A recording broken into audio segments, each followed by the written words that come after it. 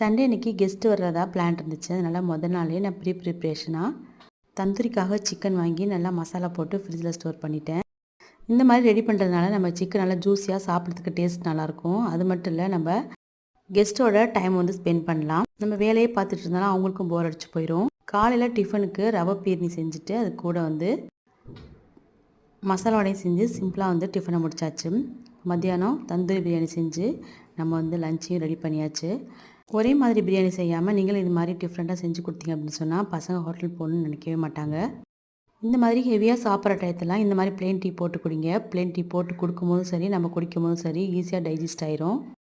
வீட்டில் உள்ளவங்களும் ரொம்ப ரொம்ப லைட்டாக ஃபீல் பண்ணுவாங்க.